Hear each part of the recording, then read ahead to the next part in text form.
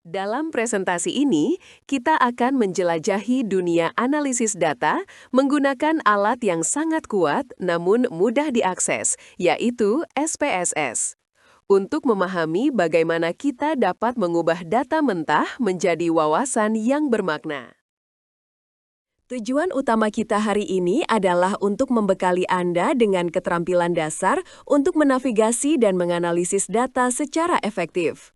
Kita akan menggunakan SPSS, sebuah perangkat lunak yang sangat populer di bidang ilmu sosial dan kesehatan karena antarmukanya yang ramah pengguna dan tidak memerlukan keahlian coding yang mendalam.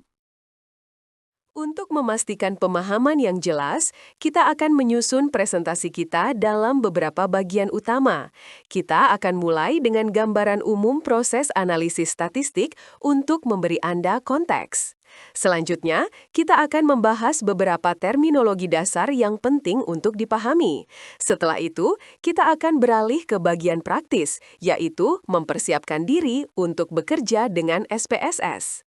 Akhirnya, kita akan mendalami dua pilar analisis data, statistik deskriptif untuk meringkas dan memvisualisasikan data, dan statistik inferensial untuk menarik kesimpulan dan menguji hipotesis.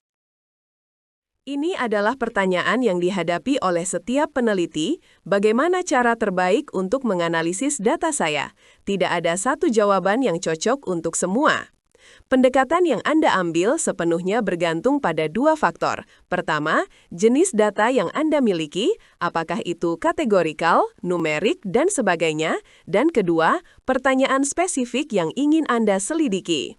Oleh karena itu, langkah pertama yang krusial sebelum analisis apapun adalah menjelajahi data Anda secara menyeluruh. Ini akan membantu Anda dalam memilih metode statistik yang paling sesuai.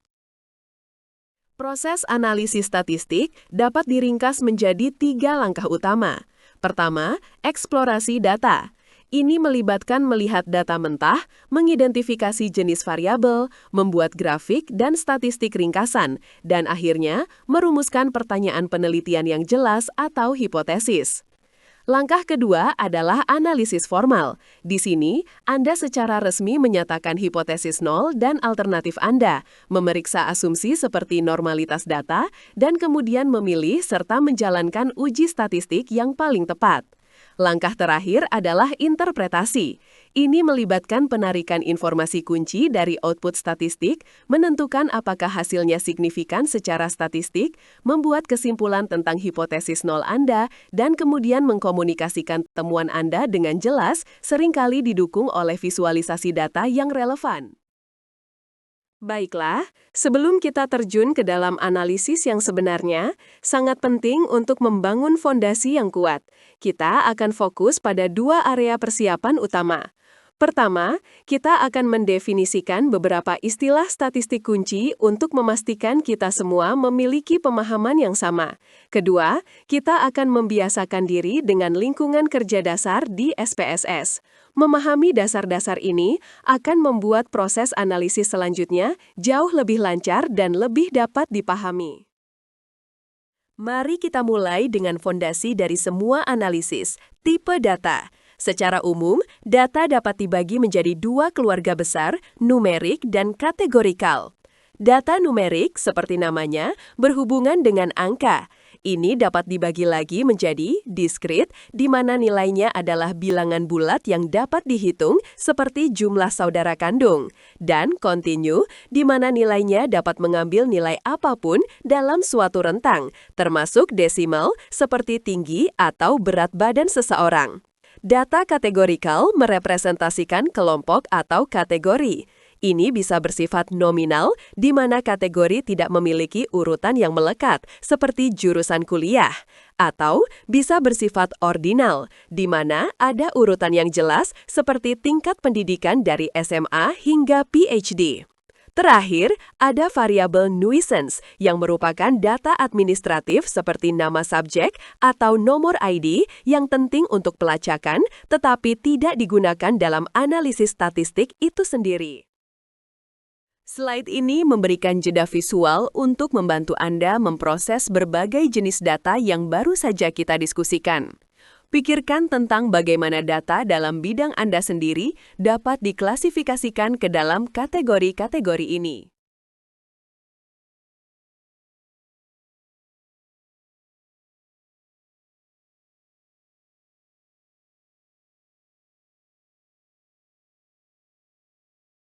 Di slide ini, kita akan membahas dua pasang istilah kunci yang penting untuk memilih analisis statistik yang tepat, data berpasangan versus tidak berpasangan, dan distribusi parametrik versus non-parametrik. Pertama, data berpasangan. Ini merujuk pada pengukuran yang saling terkait, biasanya diambil dari subjek yang sama pada titik waktu yang berbeda. Contoh klasiknya adalah studi sebelum dan sesudah, di mana kita mengukur variabel pada individu sebelum intervensi dan kemudian mengukurnya lagi setelahnya. Karena pengukuran ini berasal dari orang yang sama, keduanya dependen. Sebaliknya, data tidak berpasangan atau independen berasal dari kelompok yang sama sekali berbeda dan tidak berhubungan. Misalnya, jika kita ingin membandingkan efektivitas dua obat yang berbeda, kita akan memberikan obat A ke satu kelompok pasien dan obat B ke kelompok pasien yang lain. Data dari kedua kelompok ini bersifat independen. Selanjutnya adalah konsep distribusi data. Data parametrik mengikuti asumsi tertentu. Yang paling umum adalah distribusi normal atau kurva lonceng. Banyak tes statistik yang umum digunakan, seperti t-test, memerlukan asumsi ini agar valid. Namun, jika data kita tidak mengikuti distribusi normal, misalnya sangat miring atau memiliki pencilan, maka data tersebut dianggap non-parametrik. Untuk data semacam ini, kita menggunakan tes non-parametrik yang tidak memerlukan asumsi distribusi normal.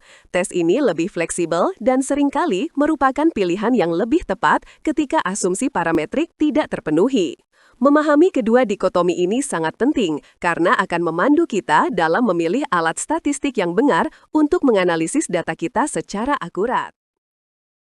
Baik, mari kita rekapitulasi dan definisikan beberapa istilah penting terkait jenis data. Ini adalah fundamental dalam analisis statistik. Pertama, kita akan membahas data numerik yang berupa ukuran atau hitungan. Di dalamnya ada data kontinu. Data kontinu adalah data yang dapat mengambil nilai apapun dalam suatu rentang, termasuk pecahan. Contohnya, tinggi badan seseorang bisa 170,5 cm atau berat badan 65,3 kg. Nilai-nilai ini tidak terbatas pada bilangan bulat. Lalu ada data diskrit. Data diskrit adalah data yang hanya bisa mengambil nilai hitungan atau bilangan bulat tertentu. Misalnya, jumlah saudara kandung Anda pasti bilangan bulat, tidak mungkin 2,5 saudara. Atau frekuensi kejadian suatu peristiwa, seperti berapa kali hujan dalam sebulan. Nilai-nilai ini terpisah dan dapat dihitung. Selanjutnya, kita beralih ke data kategorikal yang berupa label atau grup. Ada data ordinal. Data ordinal adalah data kategori yang memiliki urutan atau tingkatan yang jelas. Namun, jarak antara setiap tingkatan mungkin tidak sama. Contohnya, jenjang jabatan seperti staf, manajer, atau direktur memiliki urutan hierarki. Waktu hari seperti pagi, siang, atau malam juga memiliki urutan alami. Kemudian ada data nominal. Data nominal adalah data kategori yang tidak memiliki urutan atau hierarki intrinsik. Setiap kategori hanya berbeda satu sama lain tanpa ada yang lebih baik atau lebih tinggi. Misalnya, warna bunga, jurusan kuliah yang diambil mahasiswa, atau kelompat perlakuan dalam sebuah eksperimen. Tidak ada urutan alami di antara kategori-kategori ini. Terakhir, kita membahas data berpasangan. Ini adalah tipe data di mana pengukuran dilakukan secara berulang pada subjek yang sama atau pada subjek yang secara alami berpasangan. Koneksi antar pengukuran sangat penting karena berasal dari individu atau unit yang sama. Contoh klasik adalah ketika kita mengukur suatu variabel pada subjek yang sama sebelum dan sesudah diberikan perlakuan tertentu. Pendekatan ini membantu kita mengontrol variabilitas antar individu saat mengevaluasi efek suatu intervensi. Sebelum melangkah lebih jauh, Mari kita samakan pemahaman tentang beberapa istilah dasar. Pertama, kita berhadapan dengan dua jenis variabel. Variabel independen adalah apa yang kita ubah atau kelompokkan. Anggap saja ini sebagai penyebab. Misalnya, dua versi desain situs web yang berbeda. Kemudian, variabel dependen adalah hasil yang kita ukur untuk melihat efek dari perubahan tersebut. Ini adalah akibat.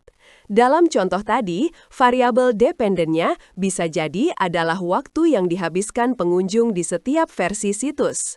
Saat kita menjalankan tes statistik, kita akan mendapatkan beberapa output penting. Statistik uji adalah satu angka yang merangkum data kita dan membantu kita membuat keputusan.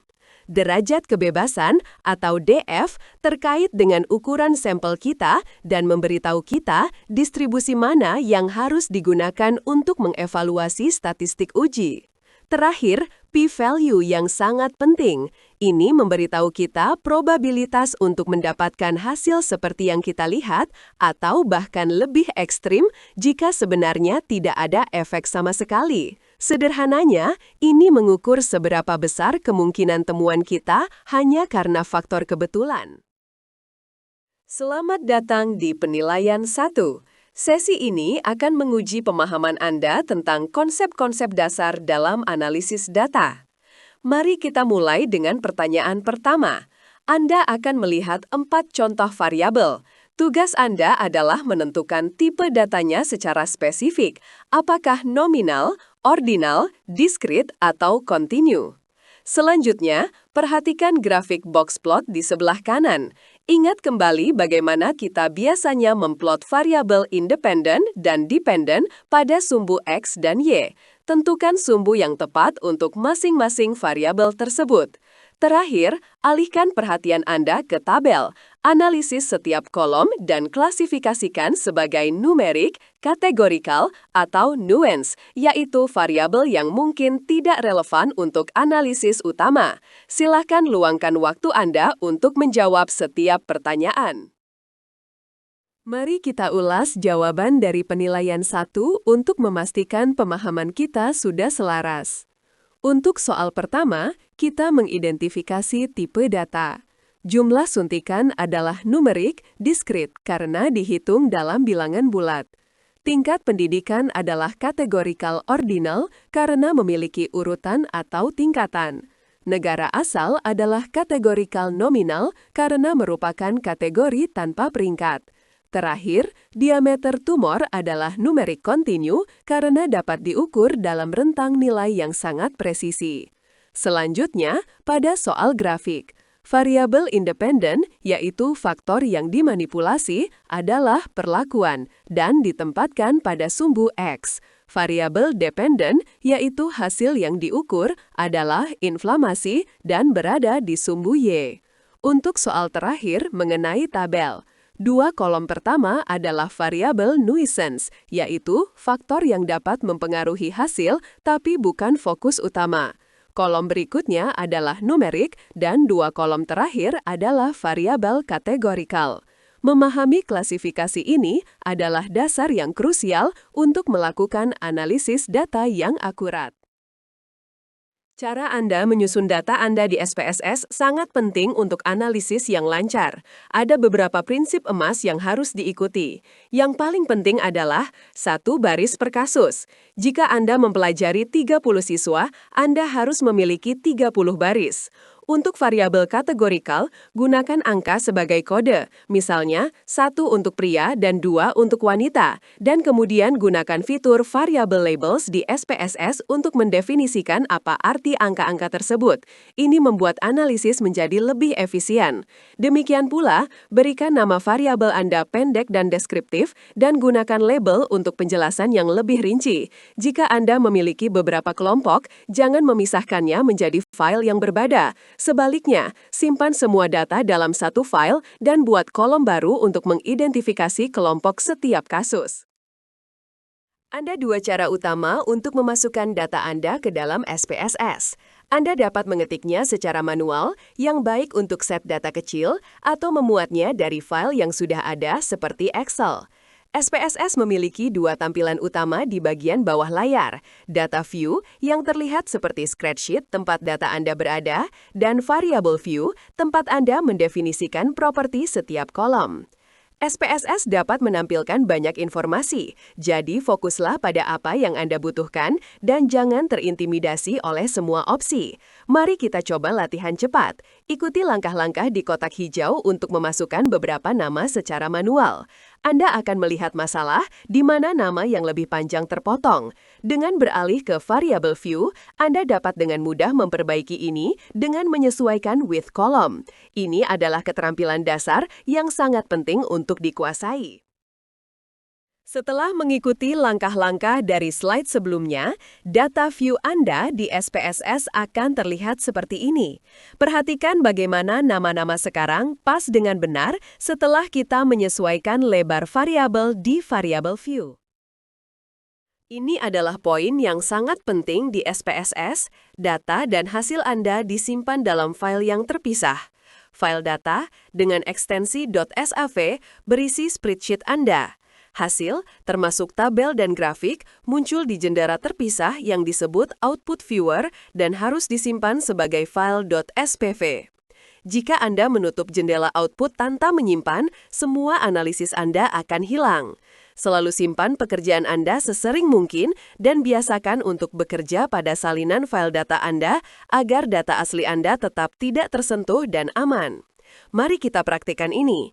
Ikuti instruksi untuk menyimpan file data yang baru saja kita buat. Kemudian, jalankan analisis deskriptif sederhana seperti yang diuraikan. Perhatikan bagaimana hasilnya muncul di jendela baru. Lanjutkan dan simpan file output ini juga. Ini adalah contoh dari jendela output viewer di SPSS. Setiap kali Anda menjalankan analisis atau membuat grafik, hasilnya akan muncul di sini.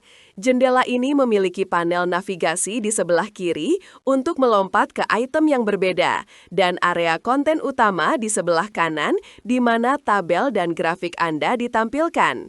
Ingatlah untuk menyimpan jendela ini secara terpisah. Sebelum Anda menjalankan tes statistik apapun, langkah pertama yang mutlak adalah membuka file data Anda dan melihatnya. Langkah sederhana ini dapat memberikan wawasan yang luar biasa. Anda bisa mendapatkan gambaran cepat tentang ukuran set data Anda, berapa banyak variabel yang Anda miliki, dan jenis nilai apa yang dikandungnya. Anda juga dapat dengan mudah melihat adanya data yang hilang atau kesalahan entry yang jelas. Untuk beberapa latihan berikutnya, kita akan menggunakan set data nyata yang dikumpulkan oleh seorang mahasiswa terapi okupasi. Mereka ingin melihat apakah usia mempengaruhi seberapa sering mahasiswa berpartisipasi dalam diskusi kelas.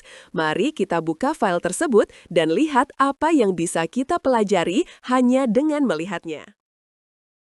Ini adalah data students yang akan kita gunakan.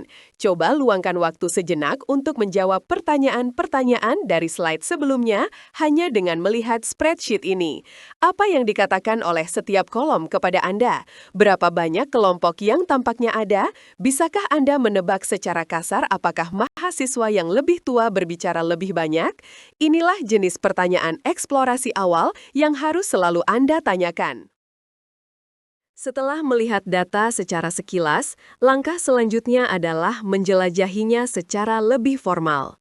Ini dimulai dengan mengidentifikasi variabel dependen dan independen Anda. Variabel dependen adalah apa yang Anda ukur, dalam hal ini jumlah kontribusi lisan atau speaks. Variabel independen, yang juga disebut faktor, adalah variabel yang Anda gunakan untuk membuat kelompok. Dalam hal ini, kelompok usia mahasiswa atau grup. Fungsi Explore di SPSS sangat baik untuk ini. Ini memungkinkan Anda untuk menghasilkan statistik deskriptif terperinci untuk variabel dependen Anda yang dipecah berdasarkan kategori variabel independen Anda. Mari ikuti langkah-langkah di layar untuk melihat bagaimana ini bekerja. Ini adalah output dari perintah Explore. Seperti yang Anda lihat, SPSS menghasilkan tabel yang sangat rinci. Untuk saat ini, jangan khawatir tentang semua angka. Cukup perhatikan bagaimana tabel ini disusun. Tabel ini memberikan statistik seperti mean, median, dan standar deviasi untuk variabel SPIX kita, tetapi menyajikannya secara terpisah untuk setiap kelompok mahasiswa, M1, M2, Y1, dan Y2. Ini memungkinkan kita untuk dengan mudah mulai membandingkan tendensi sentral dan penyebaran data di antara kelompok-kelompok yang berbeda, yang merupakan inti dari analisis eksplorasi. Grafik sangat bagus untuk visualisasi, tetapi untuk perbandingan yang tepat, kita memerlukan angka yang konkret. Disinilah statistik deskriptif masuk. Kita biasanya tertarik pada dua jenis ukuran. Pertama, ukuran tendensi sentral, yang memberitahu kita tentang nilai tipikal. Ini termasuk mean atau rata-rata aritmatika, median atau nilai tengah, dan modus atau nilai yang paling umum. Kedua, kita melihat ukuran sebaran yang memberitahu kita seberapa tersebar data kita. Ini termasuk rentang interkuartil dan standar deviasi. Mari kita gunakan SPSS untuk menghitung mean dan median untuk setiap kelompok mahasiswa dan melihat apakah mereka menceritakan kisah yang sama. Sebagai pengingat visual, ini adalah dialog Explore yang akan Anda gunakan untuk menyelesaikan latihan dari slide sebelumnya. Pastikan variabel dependen Anda, SPIX atau yang setara, ada di daftar dependen, dan variabel pengelompokan Anda, age group, ada di daftar faktor. Waktunya untuk pemeriksaan pemahaman cepat lainnya. Jawablah 3 pertanyaan ini berdasarkan apa yang telah kita bahas sejauh ini tentang bekerja di SPSS. Pertama, tentang format data. Kedua, tentang menyimpan pekerjaan Anda. Dan ketiga, latihan perhitungan sederhana. Kita akan membahas jawabannya selanjutnya.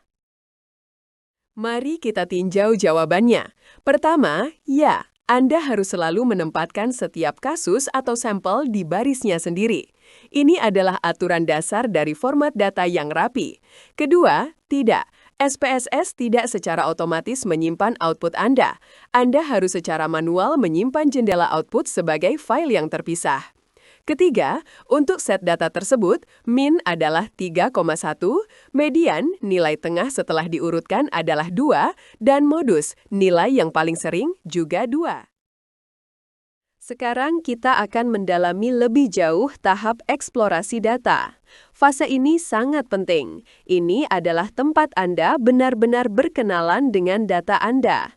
Tujuannya adalah untuk memahami karakteristik dasarnya sebelum melakukan pengujian hipotesis yang kompleks. Kita akan melakukan ini melalui 2 lensa utama, visualisasi data menggunakan berbagai jenis grafik dan meringkas data menggunakan statistik deskriptif.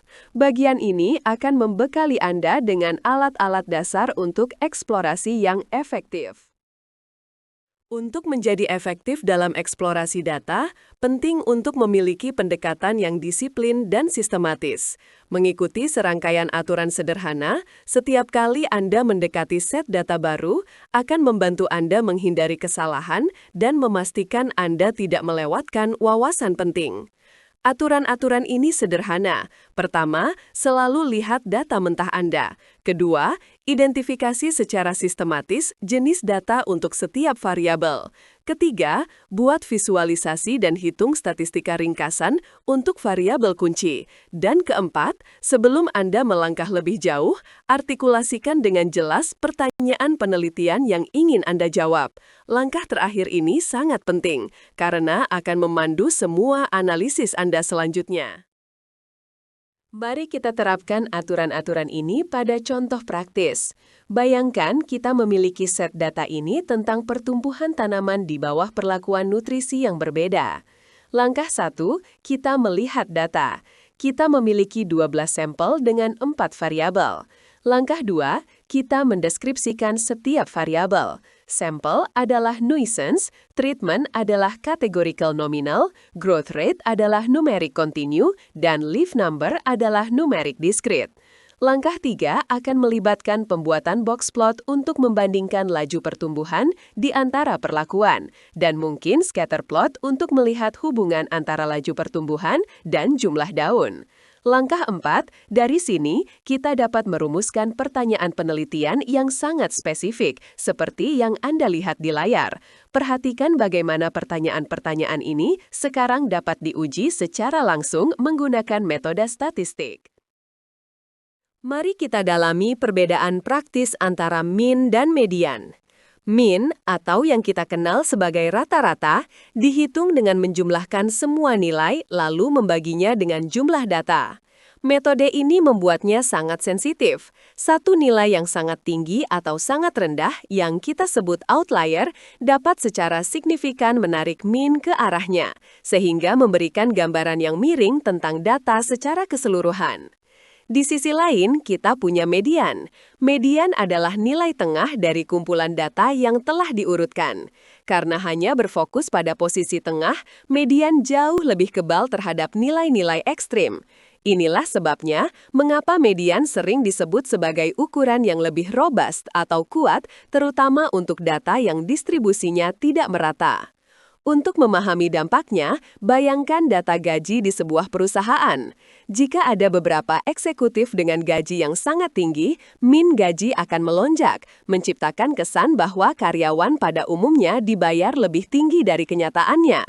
Dalam skenario ini, pemilik perusahaan mungkin akan menonjolkan mean untuk menunjukkan kemakmuran. Sebaliknya, serikat pekerja akan fokus pada median. Median akan menunjukkan gaji karyawan tipikal yang sebenarnya, karena tidak terpengaruh oleh gaji eksekutif yang luar biasa tinggi.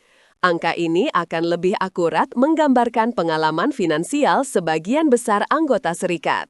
Jadi, seperti yang kita lihat, pilihan antara mean dan median bukan hanya soal teknis. Ini adalah pilihan strategis yang dapat membentuk narasi dan mempengaruhi keputusan penting. Memahami konteks data adalah kunci untuk memilih ukuran yang paling tepat. Visualisasi ini kemungkinan besar sebuah box plot akan menunjukkan efek dari outlier gaji yang kita bahas. Perhatikan bagaimana sebagian besar data terkumpul di bagian bawah, tetapi outlier tunggal tersebut meregangkan skala dan akan mempengaruhi di mana mean akan berada. Median bagaimanapun akan tetap kokoh di dalam kotak yang mewakili 50% tengah data. Sekarang mari kita beralih dari tendensi sentral ke ukuran sebaran dengan fokus pada standar deviasi. Standar deviasi adalah ukuran seberapa tersebar nilai-nilai dalam set data dari mean-nya. Standar deviasi yang kecil berarti data cenderung berkerumun di sekitar mean, sedangkan standar deviasi yang besar berarti data lebih tersebar. Untuk menjelajahi ini, kita akan menggunakan set data yang berisi nilai ujian untuk 10 mahasiswa dalam 3 mata pelajaran yang berbeda.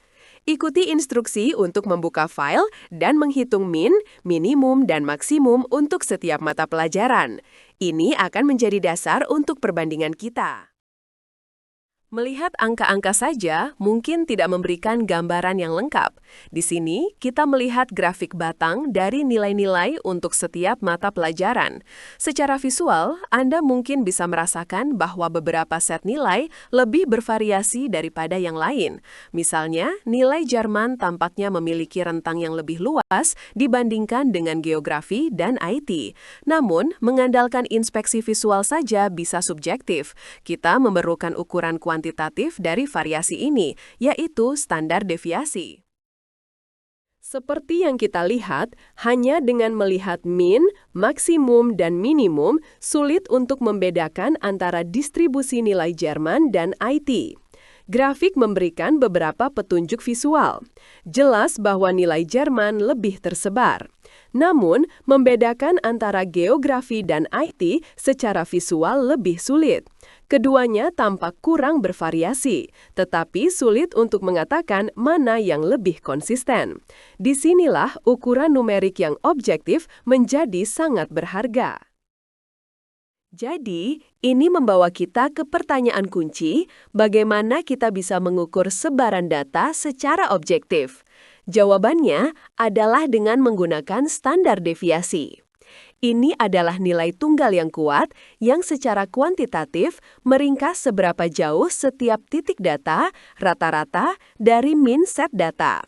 Ini menghilangkan subjektivitas dari inspeksi visual dan memberi kita cara yang konsisten untuk membandingkan variabilitas di antara kelompok yang berbeda.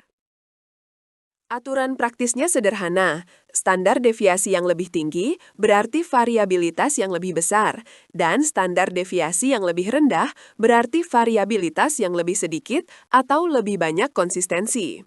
Sekarang, mari kita gunakan SPSS untuk menghitung standar deviasi untuk nilai Jerman, geografi, dan IT kita. Ikuti langkah-langkah yang diuraikan di layar. Perhatikan bahwa kita menggunakan menu frekuensi sekali ini, yang merupakan cara lain untuk mendapatkan statistik deskriptif. Setelah Anda mendapatkan hasilnya, bandingkan 3 nilai standar deviasi. Mana yang tertinggi, mana yang terendah. Ini akan secara definitif memberitahu Anda mata pelajaran mana yang memiliki nilai paling bervariasi dan mana yang paling konsisten. Tabel ini akan meringkas hasil dari latihan kita. Ini akan menunjukkan min, minimum, maksimum, dan yang terpenting, standar deviasi untuk setiap mata pelajaran. Dengan membandingkan nilai-nilai di baris standar deviasi, kita dapat dengan jelas dan objektif menjawab pertanyaan kita tentang variabilitas. Baik, mari kita lakukan penilaian terakhir pada statistik deskriptif.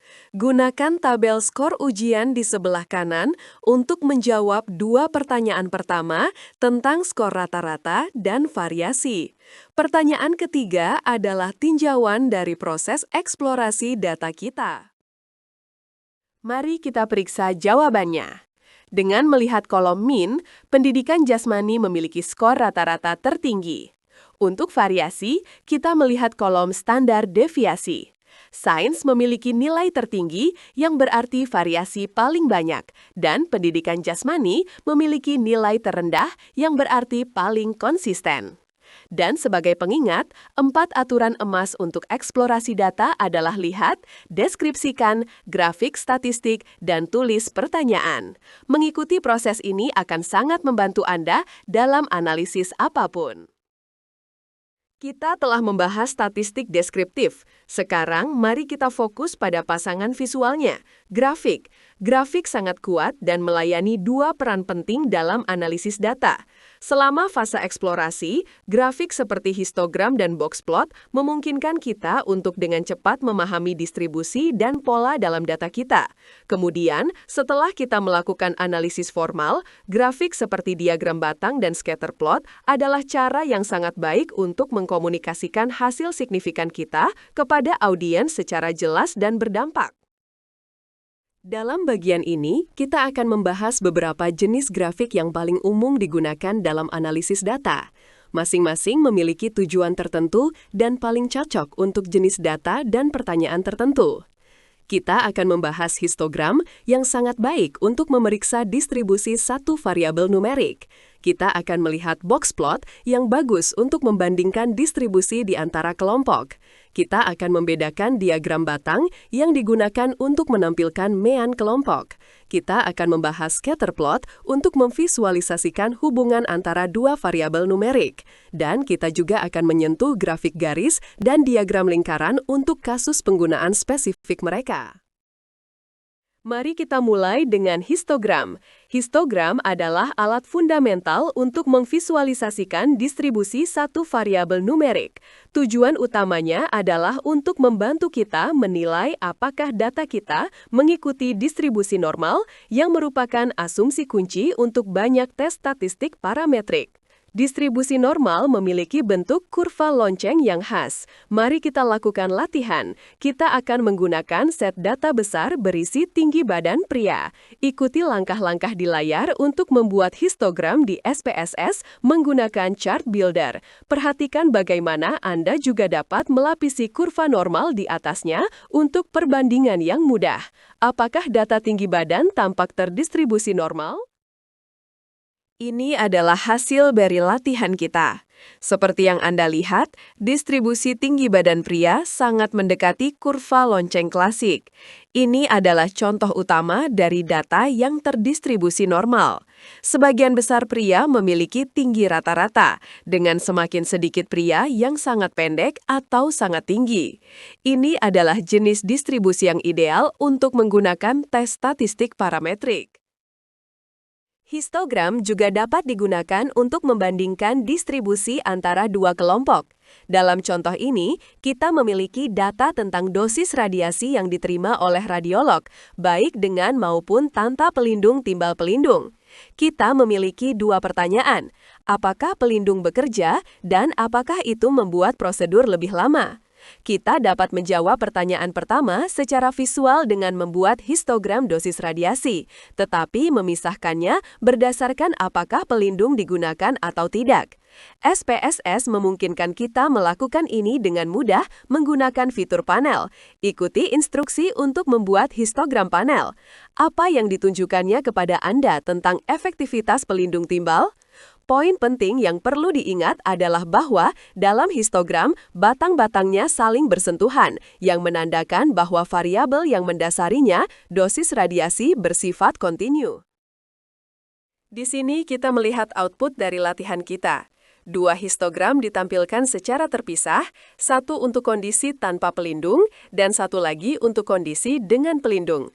Sangat jelas secara visual bahwa distribusi dosis radiasi bergeser secara dramatis ke kiri menuju nilai yang lebih rendah ketika pelindung timbal digunakan.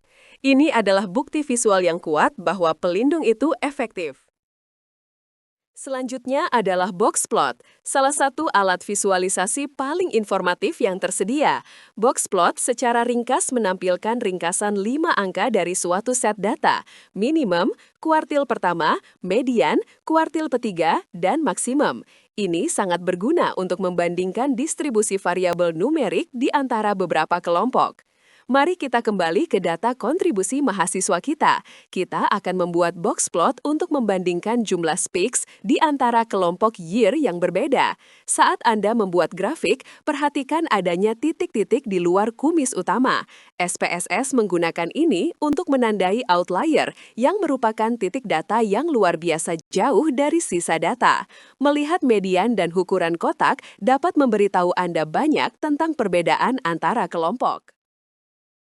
Ini adalah box plot yang dihasilkan dari data mahasiswa kita. Dengan melihat grafik ini, kita dapat dengan cepat membandingkan kelompok-kelompok tersebut. Misalnya, kita dapat melihat kelompok mana yang memiliki median kontribusi tertinggi. Kita juga dapat membandingkan rentang interkuartil, panjang kotak, untuk melihat kelompok mana yang memiliki variabilitas paling besar dalam partisipasi. Dan perhatikan outlier yang ditandai oleh SPSS. Ini adalah mahasiswa yang partisipasinya jauh lebih tinggi daripada teman-temannya. Sangat umum bagi pemula untuk bingung antara diagram batang dan histogram, tetapi perbedaannya sangat penting. Histogram, seperti yang kita lihat, adalah untuk data kontinu, dan batang-batangnya saling bersentuhan untuk menunjukkan hal ini. Diagram batang di sisi lain adalah untuk data kategorikal diskrit. Batang-batangnya dipisahkan oleh celah untuk menekankan bahwa kategorinya berbeda. Mari kita buat diagram batang sederhana. Kita memiliki data tentang jenis sepatu yang dikenakan oleh 100 orang. Karena jenis sepatu adalah variabel kategorikal, diagram batang adalah pilihan yang tepat. Ikuti instruksi untuk membuat grafik ini.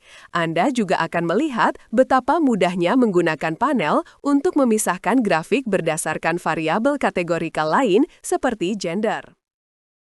Ini adalah output dari latihan diagram batang kita.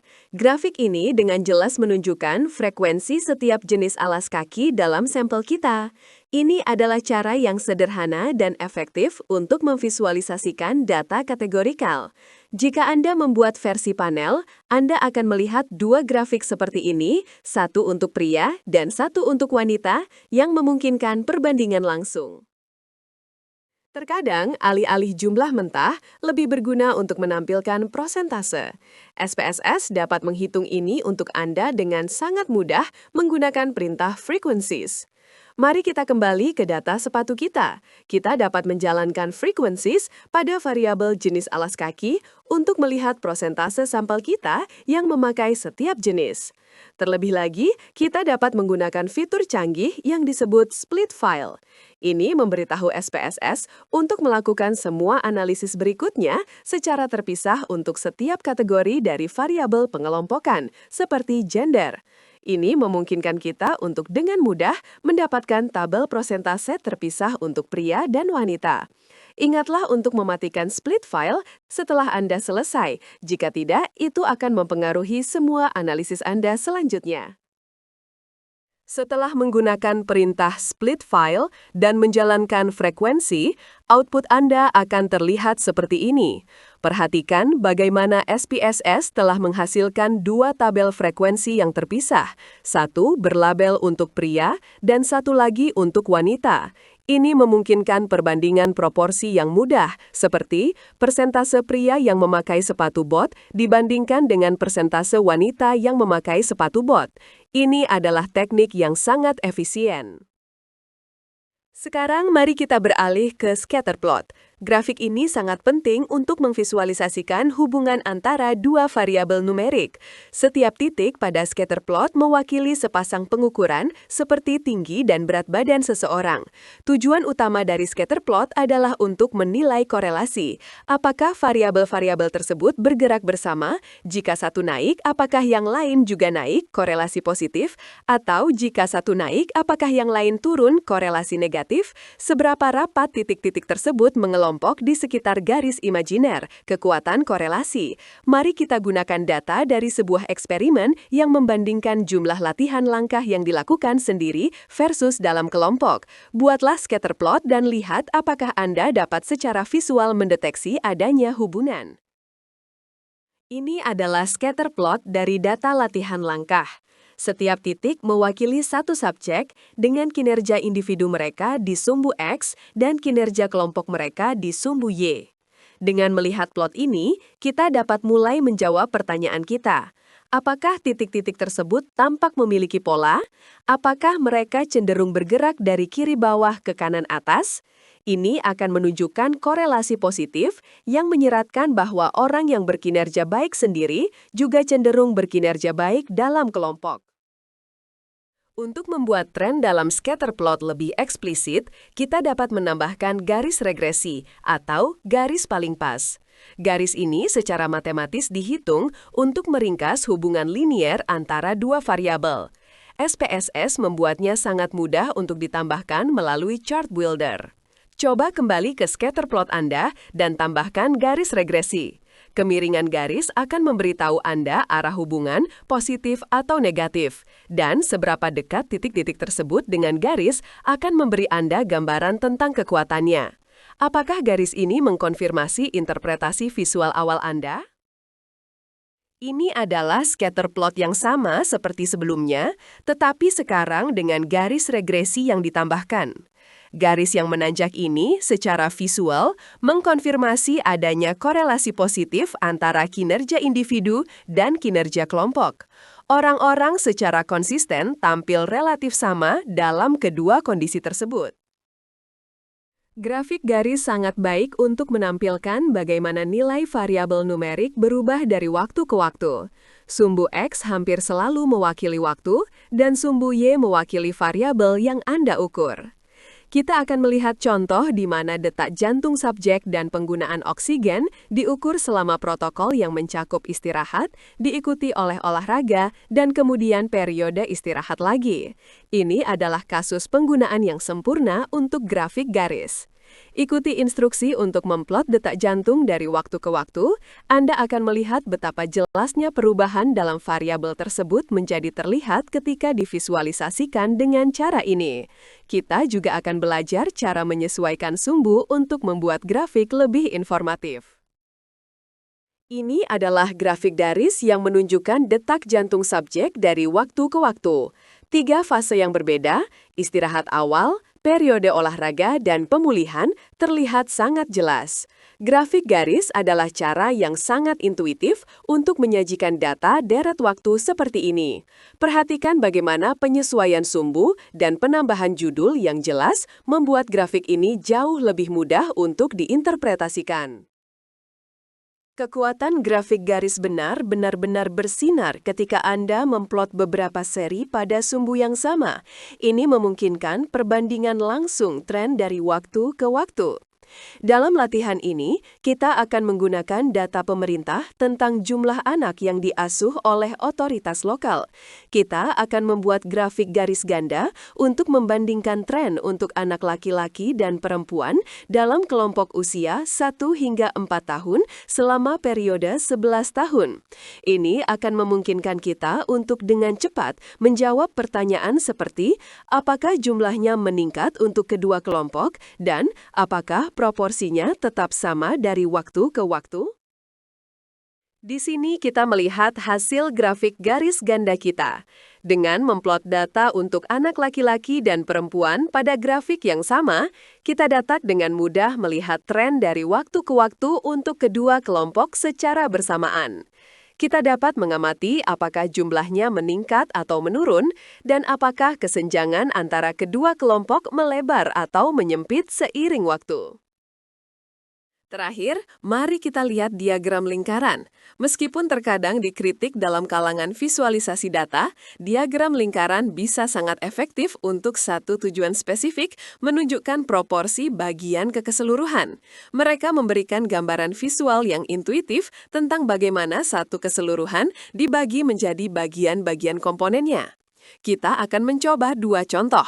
Pertama, kita akan kembali ke data jenis sepatu dan membuat diagram lingkaran untuk menunjukkan proporsi setiap jenis sepatu. Kemudian, kita akan menggunakan data NHS untuk membuat diagram lingkaran yang menunjukkan proporsi pasien patah tulang pinggul yang dirawat di berbagai jenis rumah sakit. Ingat, gunakan diagram lingkaran ketika Anda ingin menekankan bagaimana setiap kategori berkontribusi pada total keseluruhan. Ini adalah contoh diagram lingkaran yang bisa Anda hasilkan di SPSS. Setiap irisan mewakili sebuah kategori, dan ukuran irisan tersebut secara proporsional mewakili persentasenya dari total. Ini adalah cara yang sangat langsung untuk mengkomunikasikan data proporsional secara sekilas. Dengan menggunakan fitur panel, Anda dapat membuat beberapa diagram lingkaran secara berdampingan untuk perbandingan. Di sini, kita mungkin melihat preferensi alas kaki untuk pria dan wanita secara terpisah. Ini memungkinkan perbandingan visual yang cepat dari proporsi di antara dua kelompok. Baik, waktunya untuk penilaian visual. Uji pemahaman Anda tentang grafik yang telah kita bahas. Pertama, identifikasi bagian-bagian kunci dari sebuah box plot. Kedua, latih mata Anda untuk mengenali distribusi normal versus non-normal dari histogram. Dan ketiga, interpretasikan kekuatan dan arah korelasi dari scatter plot. Mari kita tinjau jawabannya. Pada box plot, A adalah kotak itu sendiri atau rentang interkuartil, B adalah garis di dalam kotak, yaitu median, dan C adalah titik terisolasi, yaitu outlier. Untuk histogram, hanya yang pertama yang menunjukkan bentuk lonceng yang jelas dari distribusi normal, dua lainnya miring.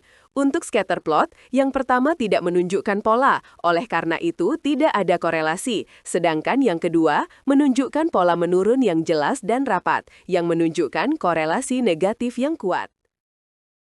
Kita telah menghabiskan banyak waktu untuk menjelajahi dan meringkas data kita.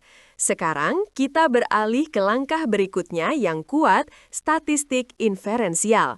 Disinilah kita beralih dari sekedar menggambarkan sampel kita, menjadi menggunakan sampel tersebut untuk membuat kesimpulan atau inferensi tentang populasi yang lebih besar dari mana sampel itu diambil. Apakah perbedaan yang kita amati dalam sampel kita cukup besar untuk disimpulkan bahwa ada perbedaan nyata dalam populasi? Inilah pertanyaan yang coba dijawab oleh statistik inferensial.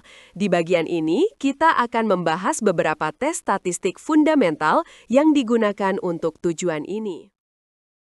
Sebelum kita terjun ke dalam tes spesifik, penting untuk memiliki pola pikir yang benar. Statistik bukanlah sihir, itu adalah alat untuk penalaran yang disiplin. Hasil yang Anda dapatkan dari SPSS hanya berupa angka.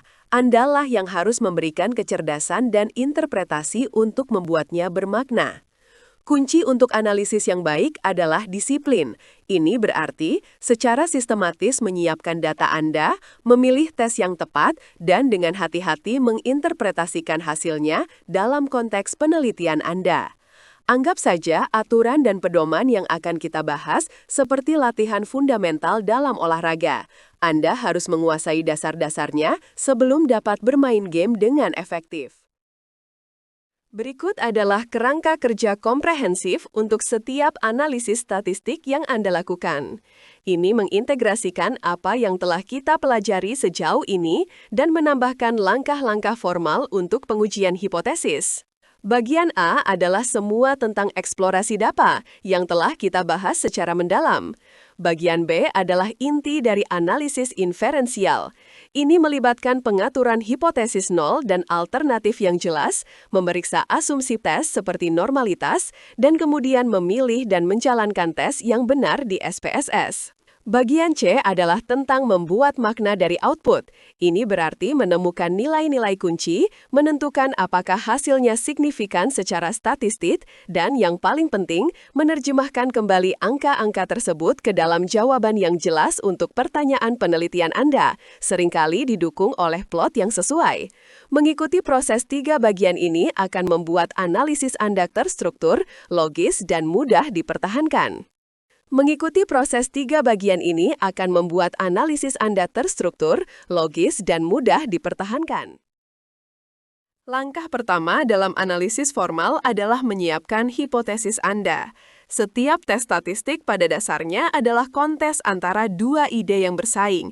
Hipotesis nol atau H0 adalah posisi skeptis. Ini mengasumsikan tidak ada yang terjadi. Tidak ada perbedaan, tidak ada efek, tidak ada hubungan. Ini adalah baseline yang kita uji. Hipotesis alternatif atau H1 adalah klaim yang ingin kita dukung. Ini adalah hipotesis penelitian kita bahwa ada perbedaan, ada efek, atau ada hubungan. Tujuan dari tes statistik adalah untuk melihat apakah kita memiliki cukup bukti dalam data sampel kita untuk menolak hipotesis nol yang membosankan dan mendukung hipotesis alternatif yang lebih menarik. Sebelum kita dapat memilih tes statistik, kita seringkali perlu memeriksa asumsinya. Asumsi yang paling umum adalah bahwa data kita terdistribusi normal. Tes parametrik yang kuat, seperti t-test dan ANOVA, bergantung pada asumsi ini.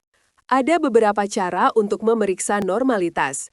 Anda dapat melihat histogram untuk melihat apakah ia memiliki bentuk lonceng. Anda dapat menggunakan QQ-plot, di mana data yang terdistribusi normal akan jatuh di sepanjang garis lurus. Dan Anda dapat menjalankan tes statistik formal untuk normalitas seperti tes Shapiro-Wilk. Adalah praktek yang baik untuk menggunakan kombinasi metode-metode ini. Terkadang, tes statistik bisa terlalu ketat, jadi belajar menginterpretasikan histogram dan QQ-plot secara visual adalah keterampilan yang sangat berharga yang berkembang seiring dengan latihan. Mari kita lihat lebih dekat ketiga metode ini. Dengan histogram, Anda mencari bentuk lonceng simetris yang familiar. Dengan QQ-plot, Anda mencari titik-titik yang memeluk garis diagonal lurus. Penyimpangan dari garis, terutama di ujung, ekor, menunjukkan non-normalitas. Tes statistik formal seperti Shapiro-Wilk memberikan p-value. Di sini, interpretasinya sedikit terbalik dari biasanya.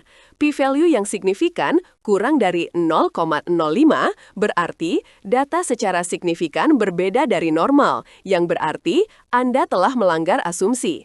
Anda sebenarnya menginginkan p-value yang tidak signifikan, lebih dari 0,05 untuk tes ini, yang menunjukkan tidak ada bukti untuk menolak gagasan bahwa data tersebut normal.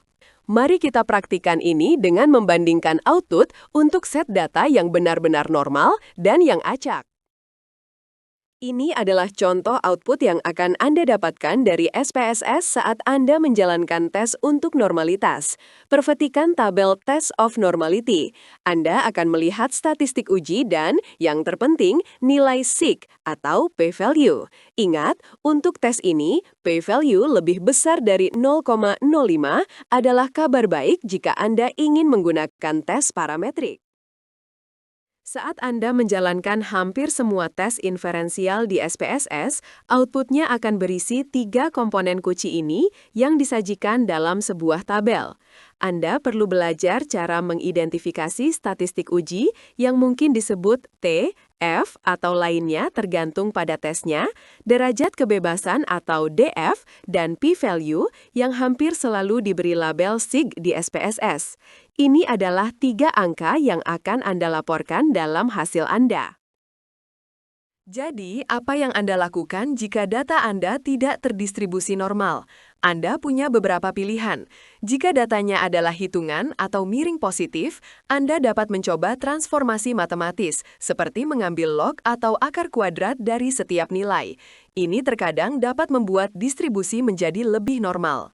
Anda akan membuat variabel baru di SPSS yang berisi data yang ditransformasi, dan kemudian memeriksa normalitas variabel baru ini. Jika berhasil, Anda dapat melanjutkan dengan tes parametrik menggunakan data yang ditransformasi. Jika transformasi tidak berhasil, atau jika tidak sesuai untuk data Anda, maka Anda harus menggunakan tes non-parametrik yang setara, yang tidak mengasumsikan normalitas. Ingatlah bahwa tes non-parametrik umumnya kurang kuat, yang berarti mereka memiliki peluang lebih kecil untuk mendeteksi efek nyata jika ada. Ingatlah bahwa tes non-parametrik umumnya kurang kuat, yang berarti mereka memiliki peluang lebih kecil untuk mendeteksi efek nyata jika ada. Ingatlah bahwa tes non-parametrik umumnya kurang kuat, yang berarti mereka memiliki peluang lebih kecil untuk mendeteksi efek nyata jika ada. Mari kita visualisasikan proses pengambilan keputusan ini. Selalu mulai dengan menanyakan apakah data Anda terdistribusi normal. Jika ya, bagus, Anda dapat menggunakan tes parametrik yang kuat. Jika tidak, pertanyaan berikutnya adalah apakah transformasi dapat memperbaikinya. Jika transformasi membuat data menjadi normal, Anda kembali ke jalur parametrik. Hanya jika data tidak normal dan tidak dapat diperbaiki dengan transformasi, Anda beralih ke tes non-parametrik. Ini adalah hierarki yang membantu Anda memilih alat statistik yang paling tepat dan kuat untuk situasi Anda. Sekarang kita sampai pada langkah krusial dalam memilih tes statistik yang benar. Ini seperti memilih alat yang tepat untuk pekerjaan itu. Pilihan Anda akan dipandu oleh serangkaian pertanyaan tentang data dan desain penelitian Anda. Anda perlu mempertimbangkan jenis variabel yang Anda miliki, jumlah kelompok yang Anda bandingkan, apakah data Anda berpasangan, dan seperti yang baru saja kita bahas, apakah data Anda memenuhi asumsi normalitas untuk tes parametrik. Sisa dari presentasi ini akan memandu Anda melalui pohon keputusan ini untuk berbagai skenario umum. Setelah Anda menjalankan tes, langkah terakhir adalah menginterpretasikan dan melaporkan hasilnya. Ini adalah proses 5 langkah yang lugas. Pertama, temukan 3 angka kunci dari output SPSS Anda, statistik uji, derajat kebebasan, dan p-value. Kedua, bandingkan p-value Anda dengan tingkat signifikansi Anda, yang biasanya 0,05. Jika p-value Anda lebih kecil, hasilnya signifikan secara statistik. Ketiga, berdasarkan ini, nyatakan kesimpulan Anda tentang hipotesis nol. Anda menolaknya atau gagal menolaknya. Keempat, dan yang paling penting, tuliskan hasil Anda dalam kalimat yang jelas dan ringkas, yang secara langsung menjawab pertanyaan penelitian Anda.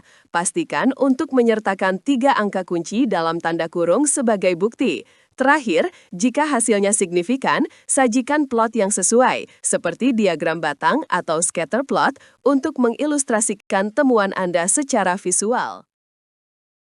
Mari kita lakukan penilaian cepat tentang menilai normalitas dan implikasinya. Lihat QQ-plot dan tabel tes normalitas dan buat kesimpulan Anda. Kemudian jawab pertanyaan konseptual tentang penggunaan transformasi. QQ-plot menunjukkan penyimpangan yang jelas dari garis lurus yang mengindikasikan non-normalitas. Tes normalitas memiliki p-value yang signifikan yang secara statistik mengkonfirmasi bahwa distribusi data berbeda dari normal. Dan untuk pertanyaan ketiga, ya tentu saja, seluruh tujuan dari transformasi adalah untuk membuat data memenuhi asumsi tes parametrik. Jika transformasi log berhasil, Anda harus melanjutkan dengan tes parametrik pada data yang telah ditransformasi tersebut untuk mendapatkan kekuatan statistik yang lebih besar. Slide ini berfungsi sebagai peta jalan atau lembar contekan untuk memilih tes yang tepat. Ini mengkategorikan tes statistik umum berdasarkan jenis data yang Anda analisis. Jika Anda membandingkan variabel numerik di antara kelompok-kelompok, variabel kategorikal, pilihan Anda tergantung pada jumlah kelompok, apakah mereka berpasangan, dan apakah datanya parametrik. Jika Anda melihat hubungan antara dua variabel numerik, Anda akan menggunakan korelasi. Dan jika Anda membandingkan dua variabel kategorikal, chi-square adalah tes yang tepat. Kita akan membahas masing-masing skenario ini secara lebih rinci. Ini adalah representasi visual lain dari logika pemilihan tes. Bergantung pada pertanyaan penelitian Anda dan jenis data yang Anda miliki, Anda akan mengikuti jalur yang berbeda melalui pohon keputusan ini untuk tiba pada analisis statistik yang paling sesuai. Mari kita mulai dengan salah satu tes yang paling sederhana, one sample t-test. Anda menggunakan tes ini ketika Anda memiliki satu kelompok data numerik dan Anda ingin membandingkan mean sampel Anda dengan beberapa nilai yang diketahui atau dihipotesiskan. Misalnya, Anda mungkin memiliki data tentang tinggi rata-rata sampel pemain bola basket dan ingin menguji apakah secara signifikan lebih tinggi dari nilai tertentu. Atau, Anda mungkin mengukur perubahan skor gejala setelah pengobatan dan ingin menguji apakah perubahan rata-rata secara signifikan berbeda dari nol. Prosesnya mengikuti aturan analisis standar kita. Jelajahi data Anda, periksa normalitas, siapkan hipotesis nol, misalnya mean sama dengan nilai hipotesis, jalankan tes di SPSS, dan interpretasikan hasilnya. Mari kita jalankan contoh. Kita memiliki data tentang tinggi badan sekelompok wanita muda. Pertanyaan penelitian kita adalah, apakah tinggi rata-rata kelompok ini secara signifikan berbeda dari nilai hipotesis 155 cm? Hipotesis nol kita adalah bahwa min populasi adalah 155. Hipotesis alternatifnya adalah bahwa min tersebut bukan 155. Di SPSS, kita menggunakan prosedur one sample t-test. Kita akan memasukkan variabel tinggi badan kita ke dalam kotak variabel uji dan memasukkan 155 sebagai nilai uji kita. Mari kita jalankan tes dan lihat outputnya. Mari kita uraikan outputnya menggunakan proses 5 langkah kita.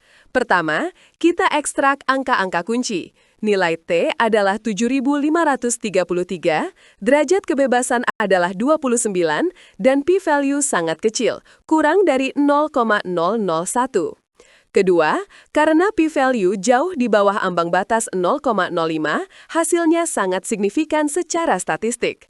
Ketiga, ini berarti kita menolak hipotesis nol. Keempat, kita menuliskan kesimpulan kita.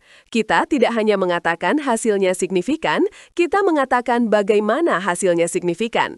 Dengan melihat mean sample 162,5, kita dapat menyimpulkan bahwa wanita muda secara signifikan lebih tinggi dari 155 cm. Terakhir, untuk tes sederhana ini, plot tidak diperlukan. Sekarang, mari kita beralih ke salah satu tes yang paling umum digunakan dalam penelitian Independent Samples t-test. Anda menggunakan tes ini ketika Anda ingin membandingkan min dari dua kelompok yang tidak saling berhubungan atau independen. Ini adalah desain penelitian klasik, kelompok kontrol versus kelompok eksperimen, pria versus wanita, kelompok A versus kelompok B. Prosesnya harus sudah familiar sekarang. Anda akan mulai dengan menjelajahi data Anda, seringkali dengan box plot berdampingan untuk memvisualisasikan perbedaan. Anda akan memeriksa asumsi normalitas dalam setiap kelompok, kemudian Anda akan menyiapkan hipotesis Anda. H0, min kedua kelompok sama, menjalankan tes di SPSS, dan menginterpretasikan outputnya.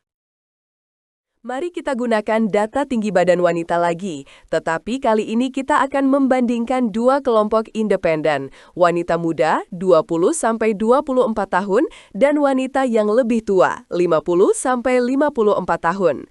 Pertanyaan kita adalah apakah ada perbedaan tinggi rata-rata antara kedua kelompok ini? Di SPSS, kita akan menggunakan prosedur Independent Sample T-Test. Perhatikan bagaimana pengaturannya berbeda. Kita memasukkan variabel dependen kita, tinggi badan, ke dalam kotak tes variabel, dan variabel independen atau pengelompokan kita, rentang usia, ke dalam kotak grouping variabel.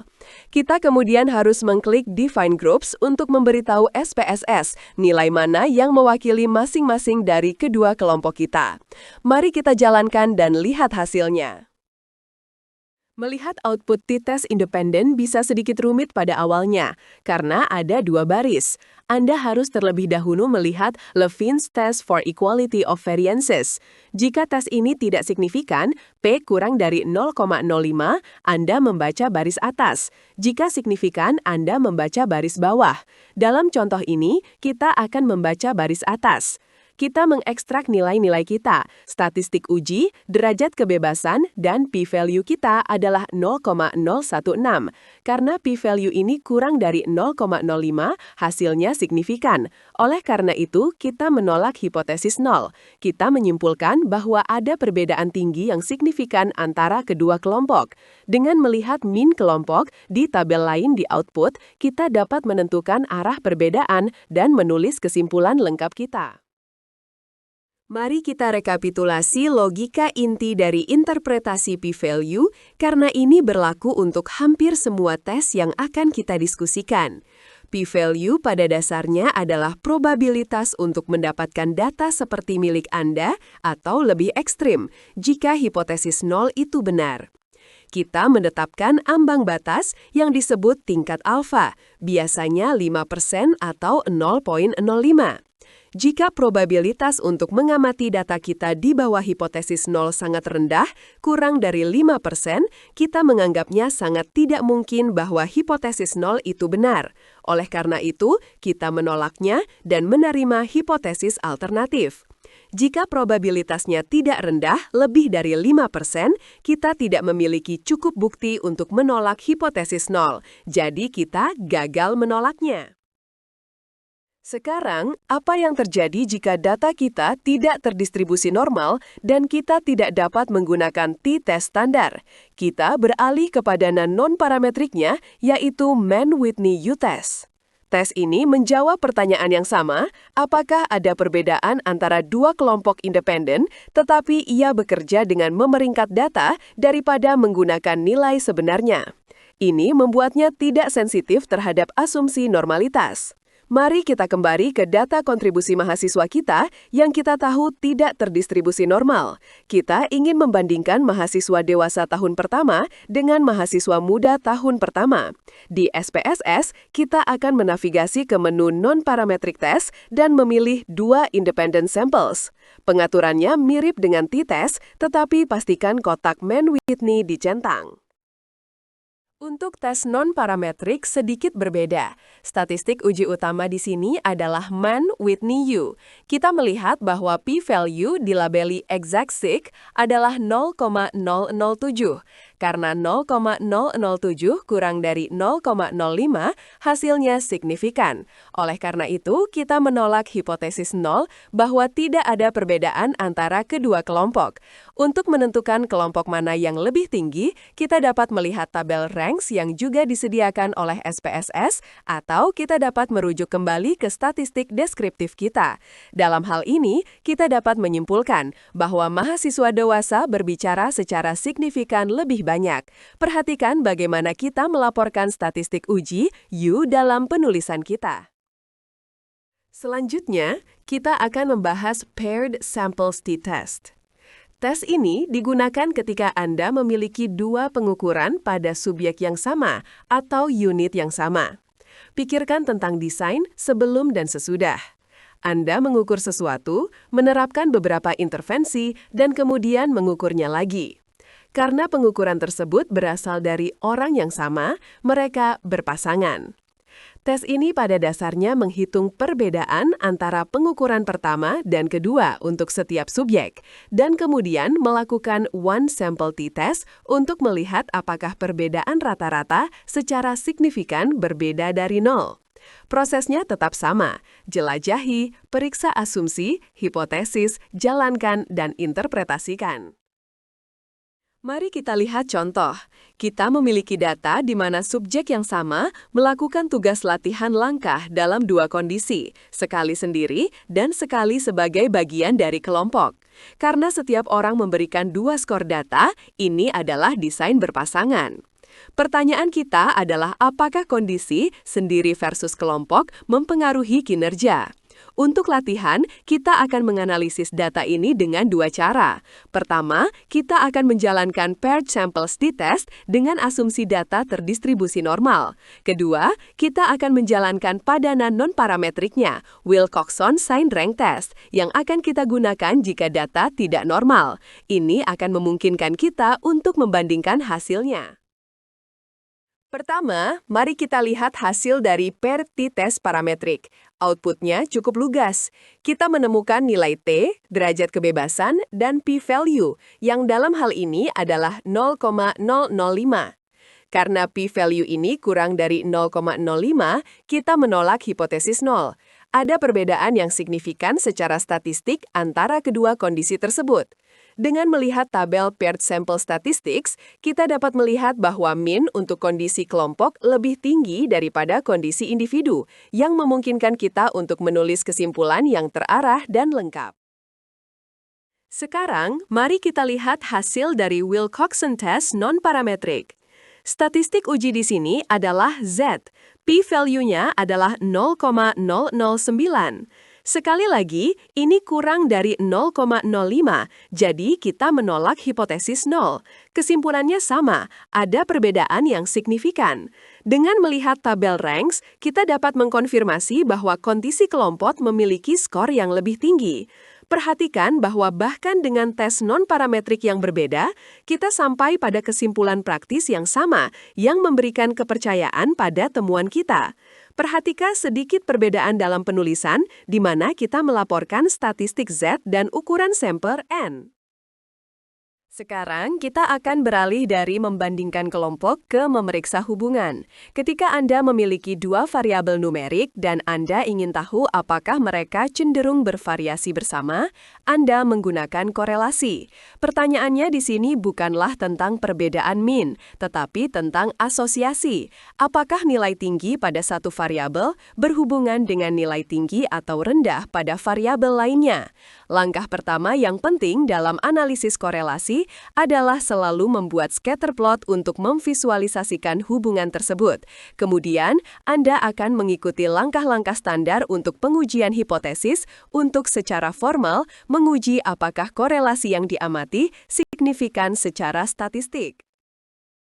Mari kita jalankan contoh korelasi. Kita memiliki data dari sebuah studi peregangan, dan kita ingin tahu apakah ada hubungan antara tinggi badan seseorang dan seberapa besar peningkatan rentang gerak yang mereka capai. Mungkin orang yang lebih tinggi lebih fleksibel atau kurang fleksibel. Kita tidak tahu, jadi kita akan mengujinya. Langkah pertama adalah membuat scatter plot dengan tinggi di sumbu X dan peningkatan peregangan di sumbu Y. Ini akan memberikan kita gambaran visual tentang hubungan tersebut. Kemudian, kita akan menggunakan prosedur bivariate correlation di SPSS.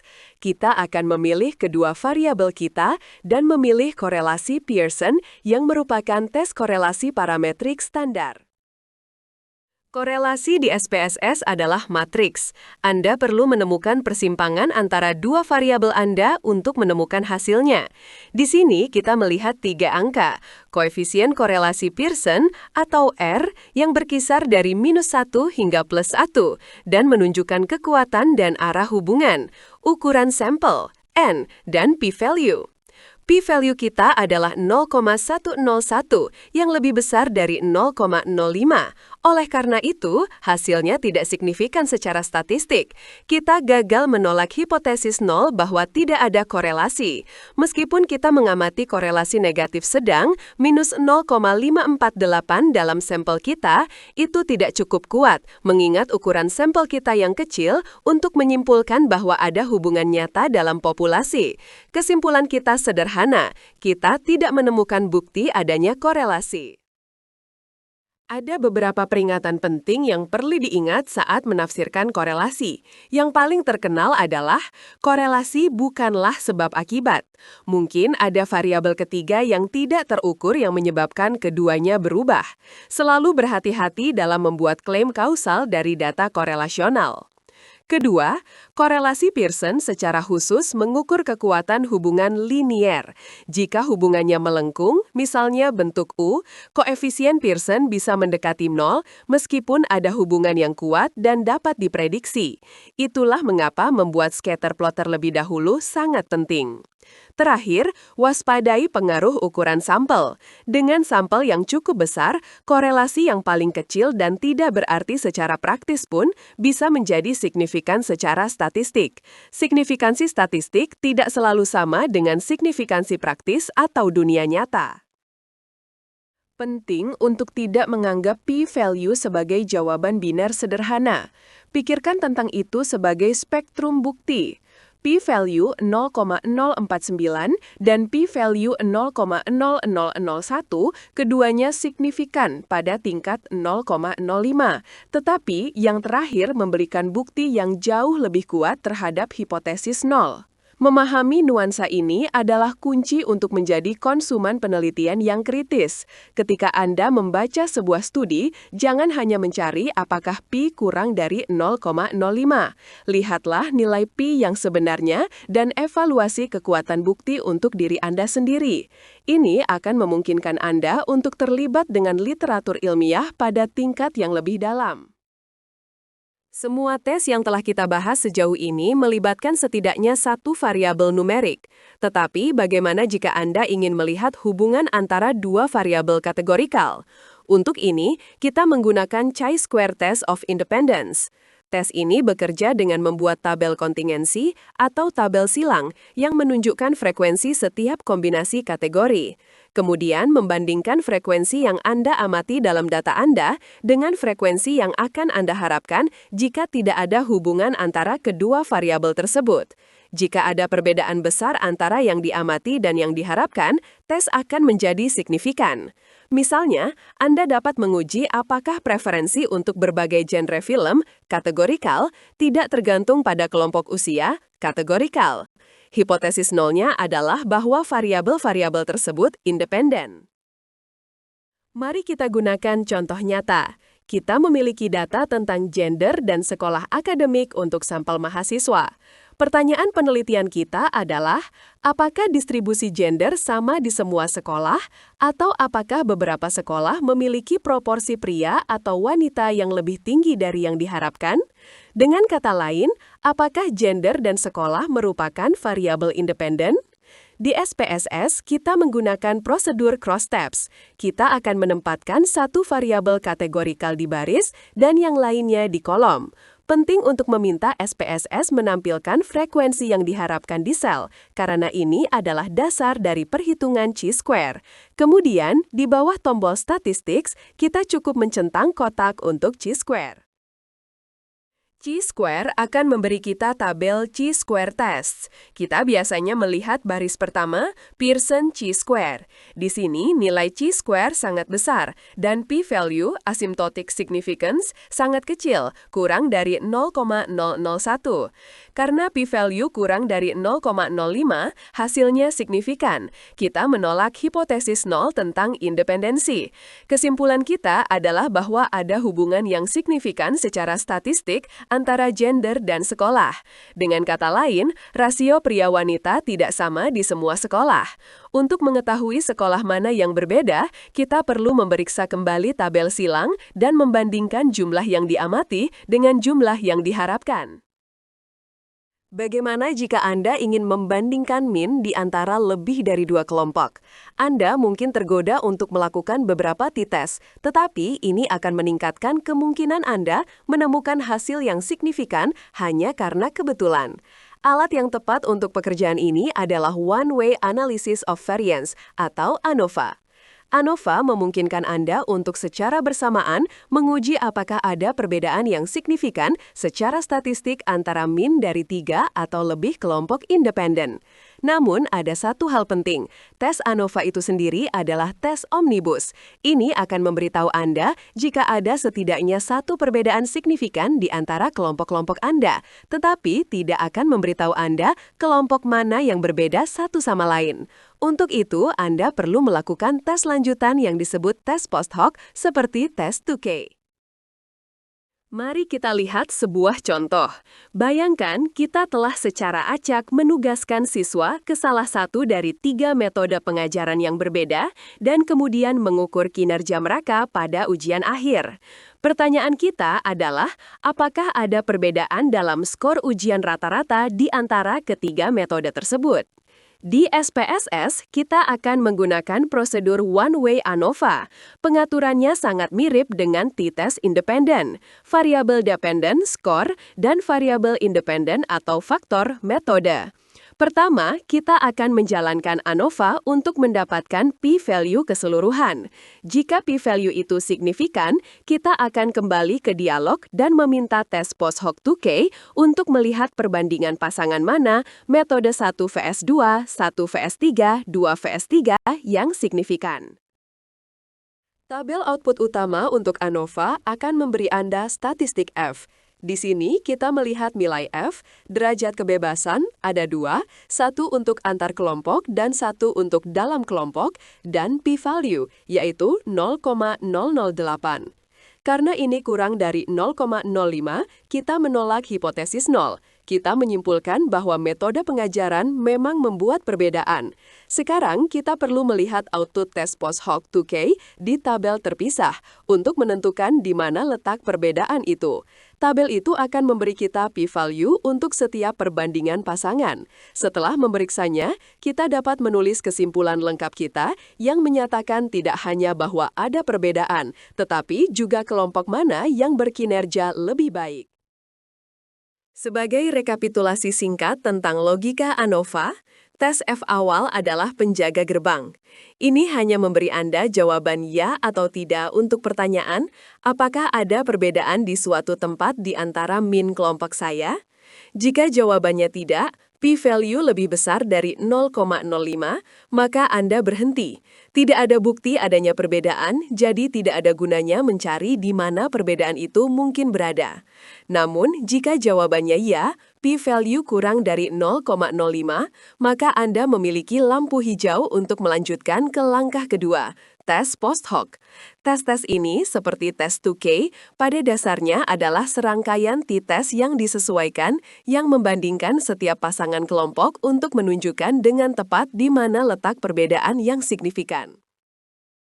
Sama seperti t-test memiliki padanan non-parametrik, begitu pula ANOVA. Jika Anda ingin membandingkan 3 atau lebih kelompok independen, tetapi data Anda melanggar asumsi normalitas, Anda harus menggunakan Kruskal-Wallis test. Tes ini, seperti Man Whitney, bekerja pada data yang diperingkat dan tidak memerlukan asumsi tentang distribusi data. Saat memeriksa normalitas untuk ANOVA, ingatlah untuk memeriksa setiap kelompok secara terpisah, bukan seluruh set data sekaligus. Jika salah satu kelompok tidak normal, Anda mungkin harus mempertimbangkan untuk menggunakan Kruskal-Wallis. Pengaturannya di SPSS berada di bawah menu non-parametric test dan cukup lugas. Menariknya, Kruskal-Wallis test memberikan statistik chi-square. Di sini, kita mendapatkan p-value 0,018. Ini masih di bawah 0,05, jadi kita masih menolak hipotesis 0 dan menyimpulkan bahwa ada perbedaan yang signifikan di antara kelompok. Menariknya, bandingkan p-value ini dengan yang kita dapatkan dari ANOVA, 0,008. P-value non-parametrik sedikit lebih tinggi. Ini mengilustrasikan poin bahwa tes non-parametrik sedikit kurang kuat. Mereka memiliki peluang yang sedikit lebih kecil untuk mendeteksi efek jika ada. Dalam kasus ini, kedua tes setuju, tetapi itu tidak selalu terjadi. Untuk mengetahui kelompok mana yang berbeda, tes post hoc non-parametrik seperti tes Dan akan diperlukan, meskipun ini lebih kompleks untuk dilakukan di SPSS. Sama seperti one-way ANOVA memperluas t-test independen ke lebih dari 2 kelompok, repeated measures ANOVA memperluas paired t-test ke lebih dari 2 pengukuran terkait. Anda menggunakan tes ini ketika Anda mengukur subjek yang sama beberapa kali. Ini sangat umum dalam studi longitudinal di mana Anda melacak orang dari waktu ke waktu atau dalam desain eksperimental di mana setiap peserta mengalami semua kondisi perlakuan yang berbeda. Pertanyaannya adalah apakah ada perubahan yang signifikan dalam pengukuran di seluruh titik waktu atau kondisi. Ini adalah tes yang kuat karena mengontrol variabilitas individu antar subjek. Mari kita lihat sebuah contoh. Kita memiliki data di mana setiap subjek melakukan 3 lompatan vertikal dan tinggi setiap lompatan dicatat. Karena kita memiliki 3 pengukuran dari setiap orang, ini adalah desain pengukuran berulang. Menjalankan tes ini di SPSS sedikit lebih rumit. Kita menggunakan menu General Linear Model. Langkah pertama adalah mendefinisikan faktor dalam subjek kita. Ini adalah variabel yang membedakan pengukuran berulang kita. Misalnya, kita bisa menyebutnya waktu atau lompatan, dan memberitahu SPSS berapa banyak level atau pengukuran yang ada, 3 dalam kasus ini. Kemudian kita mencocokkan setiap variabel di set data kita, jam 1, jam 2, jam 3, dengan level yang sesuai. Outputnya akan sedikit lebih kompleks daripada yang telah kita lihat sejauh ini. Repeated measures ANOVA memiliki beberapa bagian, tetapi kita akan fokus pada 2. Pertama, Test of Sphericity-Mauchly. Ini adalah tes asumsi yang spesifik untuk tes ini. Aturannya sederhana. Jika p-value untuk tes ini lebih dari 0,05, Anda melihat baris pertama di tabel output berikutnya yang diberi label Sphericity Assumed. Jika kurang dari 0,05, Anda menggunakan salah satu baris koreksi, biasanya Greenhouse Geyser. Setelah Anda tahu baris mana yang harus dibaca, Anda menemukan statistik F, derajat kebebasan, dan p-value Anda seperti biasa. Di sini, p-value-nya adalah 0,002, yang signifikan. Jadi, kita menyimpulkan bahwa tinggi lompatan memang berubah secara signifikan di antara ketiga upaya tersebut. Tes post hoc seperti t-test berpasangan dengan koreksi akan diperlukan untuk melihat lompatan mana yang berbeda. Terakhir, dalam tur tes perbandingan kelompok kita memiliki Friedman test. Ini adalah padanan non-parametrik dari repeated measures ANOVA. Anda menggunakannya ketika Anda memiliki 3 atau lebih pengukuran terkait pada subjek yang sama, tetapi data Anda tidak memenuhi asumsi normalitas. Dalam contoh ini, kita melihat energi yang digunakan oleh subjek saat berjalan dalam 3 kondisi yang berbeda. Karena setiap orang diukur dalam ketiga kondisi tersebut, ini adalah desain terkait. Jika data energi tidak normal, Friedman test akan menjadi pilihan yang tepat. Pengaturannya di SPSS sangat mudah di bawah menu K-Related Samples. Friedman test akan memberi kita nilai chi-square. Di sini, p-value asimsik adalah 0,715. Karena ini jauh di atas ambang batas 0,05 kita, hasilnya tidak signifikan. Kita gagal menolak hipotesis 0. Kesimpulan kita adalah bahwa, berdasarkan data ini, tidak ada bukti adanya perbedaan dalam penggunaan energi di antara ketiga kondisi berjalan.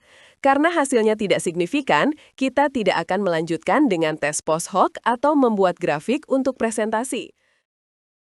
Sejauh ini, kita telah membahas tes yang menangani baik faktor antar kelompok seperti ANOVA atau faktor dalam subjek seperti repeated measures ANOVA secara terpisah. Namun, dalam penelitian dunia nyata, seringkali menarik untuk menggabungkan keduanya. Ini disebut desain campuran atau desain split plot.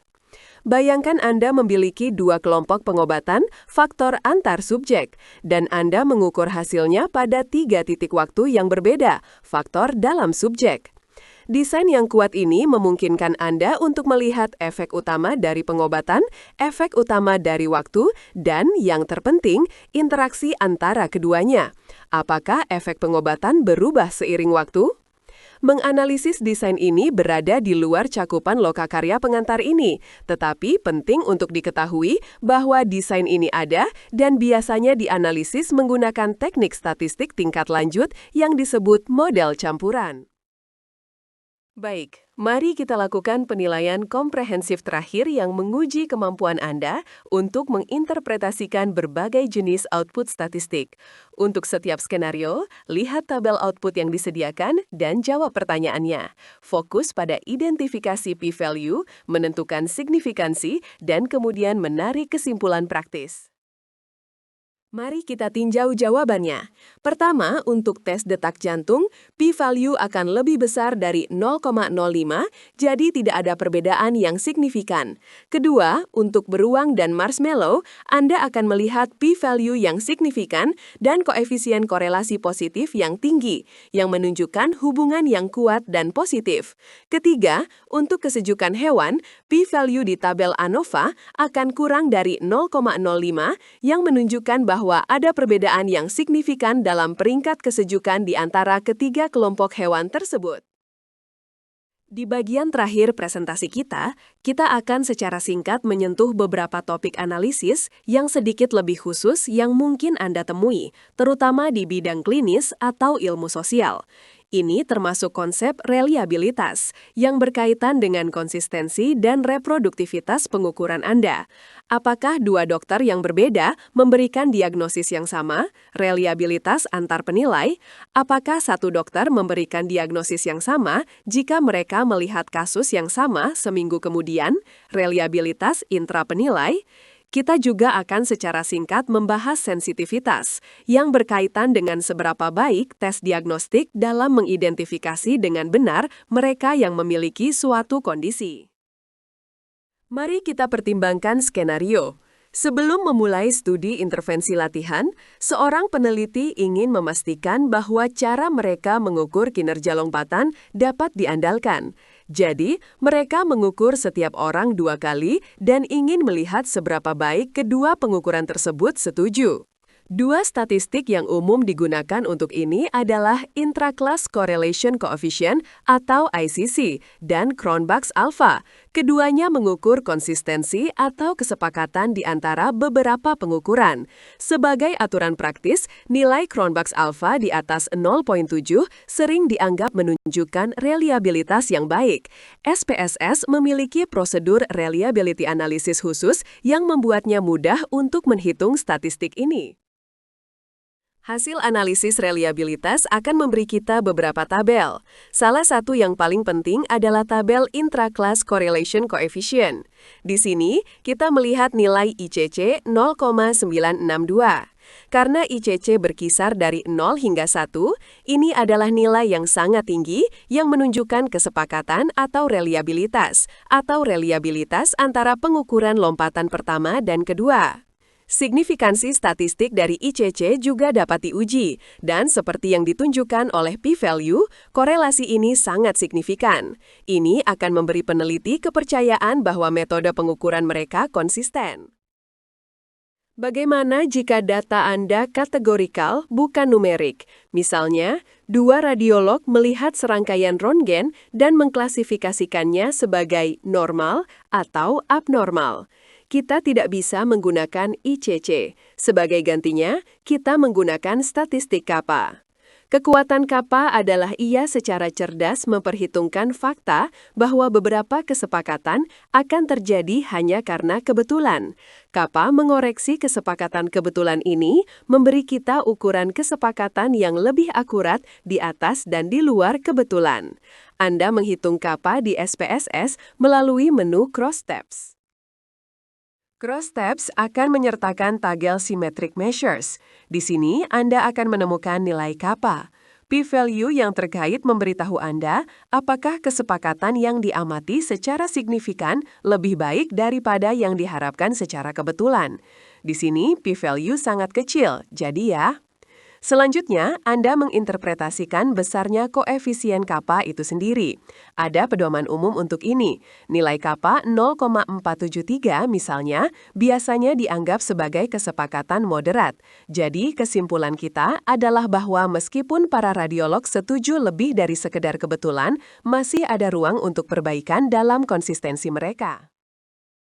Beralih ke evaluasi tes diagnostik. Ketika kita memiliki tes baru, kita perlu tahu seberapa baik kinerjanya. Kita melakukan ini dengan membandingkan hasil tes dengan standar emas, kebenaran sebenarnya tentang apakah seorang pasien memiliki penyakit atau tidak. Ini menghasilkan 4 kemungkinan hasil yang dapat diringkas dalam tabel 2x2. Ada 2 hasil yang benar, true positif, di mana tes dengan benar mengidentifikasi seseorang dengan penyakit, dan true negatif, di mana tes dengan benar mengidentifikasi seseorang tanpa penyakit. Dan ada 2 jenis kesalahan, false positif, kesalahan tipe I, di mana tes mengatakan seseorang memiliki penyakit padahal sebenarnya tidak, dan false negatif, kesalahan tipe B, di mana tes melewatkan penyakit yang sebenarnya ada. Dari 4 angka dalam tabel 2x2 kita dapat menghitung beberapa metrik kinerja yang sangat penting. 2 yang paling mendasar adalah sensitivitas dan spesifisitas. Sensitivitas adalah kemampuan tes untuk mengidentifikasi dengan benar mereka yang memiliki penyakit. Dari semua orang yang benar-benar sakit, berapa persen yang dites positif? Spesifisitas adalah kemampuan tes untuk mengidentifikasi dengan benar mereka yang tidak memiliki penyakit. Dari semua orang yang sehat, berapa persen yang dites negatif? Metrik lain seperti positif dan negatif predictive value juga sangat penting, karena mereka menjawab pertanyaan yang berorientasi pada pasien. Mengingat hasil tes saya, seberapa besar kemungkinan saya benar-benar memiliki atau tidak memiliki penyakit. Mari kita jalankan perhitungan dengan contoh. Bayangkan kita menguji 100 orang. 50 dari mereka memiliki penyakit dan 50 tidak.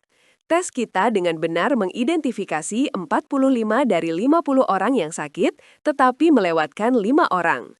Tes kita dengan benar mengidentifikasi 35 dari 50 orang sehat, tetapi salah mengidentifikasi 15 orang sebagai sakit.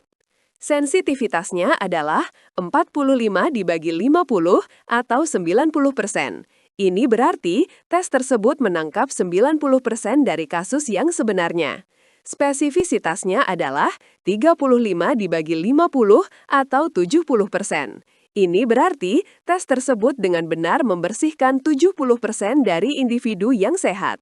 Ada trade-off antara kedua metrik ini. Tes yang sangat sensitif mungkin memiliki spesifisitas yang lebih rendah, dan sebaliknya. Selanjutnya, kita akan membahas odds ratio atau yang biasa disingkat OR.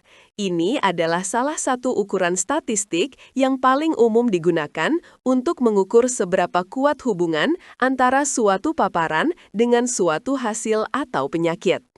Secara sederhana, OR membandingkan kemungkinan atau odds terjadinya suatu hasil pada kelompok yang terpapar suatu faktor dengan kelompok yang tidak terpapar. Misalnya, seberapa besar kemungkinan perokok terkena penyakit jantung dibandingkan bukan perokok. Interpretasi nilainya sangat intuitif. Jika odds ratio sama dengan 1, artinya tidak ada hubungan sama sekali. Paparan tersebut tidak mempengaruhi hasil. Jika nilainya lebih besar dari 1, ini menunjukkan asosiasi positif. Artinya, paparan tersebut meningkatkan kemungkinan terjadinya hasil dan dianggap sebagai faktor resiko. Sebaliknya, jika odds ratio kurang dari 1, ini menunjukkan asosiasi negatif. Paparan tersebut justru menurunkan kemungkinan terjadinya hasil sehingga dianggap sebagai faktor protektif. Sama seperti metrik tes diagnostik, odds ratio juga dihitung dari tabel 2x2. Dalam hal ini, baris mewakili status paparan, terpapar atau tidak terpapar, dan kolom mewakili status hasil, kasus atau non-kasus. A adalah jumlah orang yang terpapar dan memiliki hasil. B adalah mereka yang terpapar tetapi tidak memiliki hasil. C adalah mereka yang tidak terpapar tetapi memiliki hasil. Dan D adalah mereka yang tidak terpapar dan tidak memiliki hasil. Rumusnya, A dibagi BC juga dikenal sebagai rasio produk silang, dan ini memberikan kita odds ratio. Mari kita selesaikan sebuah contoh. Sebuah studi melacak remaja dari waktu ke waktu. Paparannya adalah diagnosis depresi pada awal studi. Hasilnya adalah perilaku bunuh diri yang persisten 6 bulan kemudian. Kita ingin menghitung odds ratio untuk hasil ini mengingat paparan depresi. Kita diberi beberapa angka. Tugas kita adalah dengan hati-hati menempatkan angka-angka ini ke dalam sel A, B, C, dan D dari tabel 2x2 kita. Luangkan waktu sejenak untuk memikirkan bagaimana Anda akan mendefinisikan setiap sel. Mari kita uraikan. A. Kasus yang terpapar adalah remaja yang memiliki depresi dan perilaku bunuh diri, yaitu 45. B. Non-kasus yang terpapar adalah mereka yang memiliki depresi tetapi tidak memiliki perilaku bunuh diri, yaitu 86. C. Kasus yang tidak terpapar adalah mereka yang memiliki perilaku bunuh diri tetapi tidak memiliki depresi. Kita menghitungnya sebagai total kasus dikurangi kasus yang terpapar. 77 dikurangi 45 sama dengan 32. D. Non-kasus yang tidak terpapar adalah mereka yang tidak memiliki perilaku bunuh diri dan tidak memiliki depresi, yaitu 186 dikurangi 86 sama dengan 100. Sekarang, kita masukkan angka-angka ini ke dalam rumus produk silang kita. Hasilnya adalah odds ratio 1,63. Kita akan menafsirkan ini dengan mengatakan bahwa kemungkinan perilaku bunuh diri yang persisten adalah 1,63 kali lebih tinggi di antara remaja yang memiliki depresi pada awal studi dibandingkan dengan mereka yang tidak. Baik, penilaian terakhir kita untuk hari ini mencakup topik-topik lanjutan yang baru saja kita diskusikan. Pertama, interpretasikan output kappa. Kedua, hitung sensitivitas dan spesifisitas dari tabel 2x2. Dan ketiga, hitung odds ratio dari data yang diberikan. Mari kita bahas jawaban akhirnya. Untuk kappa, Anda akan melihat p-value yang signifikan, dan nilai kappa itu sendiri kemungkinan besar akan jatuh dalam rentang moderat. Untuk tes diagnostik, sensitivitasnya adalah 74% dan spesifisitasnya adalah 85,7%. Untuk pertanyaan terakhir, setelah memasukkan angka ke dalam rumus produk silang, Anda akan mendapatkan odds ratio 0,72 yang menunjukkan efek protektif yang sedikit. Sebagai kesimpulan, kita telah menempuh perjalanan panjang hari ini, dari konsep dasar tipe data hingga seluk-beluk tes statistik yang berbeda. Poin utamanya adalah bahwa SPSS adalah sekutu yang kuat dalam proses ini, yang memungkinkan Anda untuk fokus pada pertanyaan penelitian Anda daripada pada sintaks pengkodean. Ingatlah kerangka kerja 3 langkah. Selalu mulai dengan menjelajahi dan memvisualisasikan data Anda. Kemudian, pilih dan jalankan analisis yang sesuai dengan hati-hati. Dan akhirnya, interpretasikan hasil Anda dengan cermat untuk menjawab pertanyaan Anda. Proses analisis data sangat penting di hampir setiap bidang, dan keterampilan yang telah Anda mulai pelajari hari ini sangat berharga. Saya mendorong Anda untuk terus belajar dengan menjelajahi sumber daya online yang sangat baik yang tersedia. Terima kasih atas perhatian Anda. Terima kasih.